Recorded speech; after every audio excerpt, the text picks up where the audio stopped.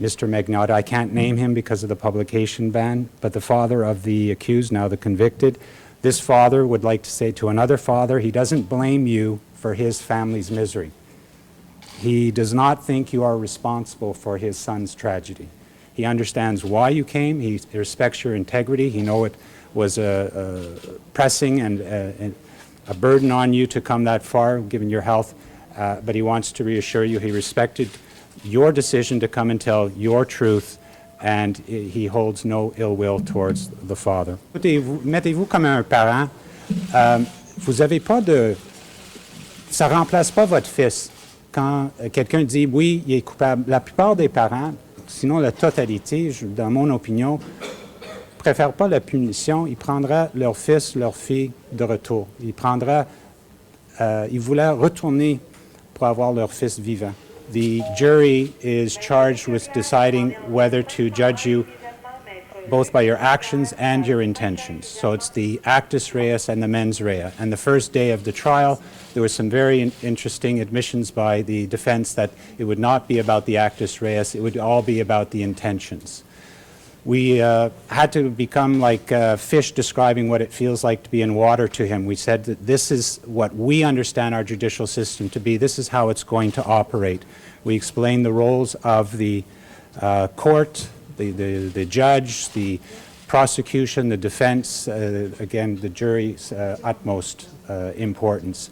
And what we did is try to make him understand that the crime happened in our country. It was a Canadian that killed his son, and we're going to give him our justice, the best of our justice, and do the best that we can to the victim of this horrible crime. We sought to not only explain and justify, but to reassure him that we had put our best efforts into this, that we had our best resources, and that we would do as much as we could to honor his son. And with the verdict today, I think that we achieved that. There are two groups of people that the father would like to mention. There are 14 in each group. The first one is obviously the jury, 14 people. We do remember jury number 7 and jury number 8. We feel passionately that they did their best jobs, and it's, of course, the circumstances that led them to being taken off either by luck or by conscience from the deliberations. The father is saying that he appreciates all the effort. These people have been away from their families, they've been away from their jobs, and he understands their crucial role in this whole process. The second one, not surprisingly, is to the media. There's been 14 of you here. I don't have to mention to you who you are.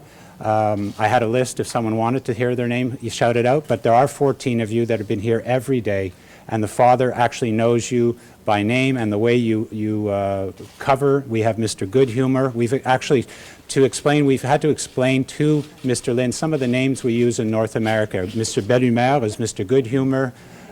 We've given you all sort of names that we would tell him the next day after evidence was given. It says these are 14 people who are experienced in seeing trials, and they're able to sit through hours of conversation and documents and be able to sum it up in a few hundred words every day to tell people what had happened, what was interesting in the evidence that day.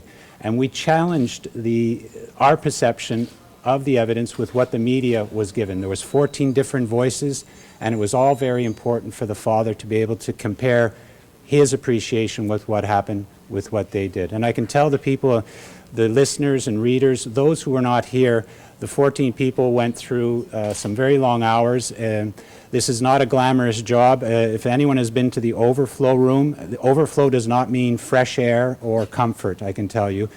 Thank you, everyone. Thank you for giving his piece and his time here when he's been attending the trial.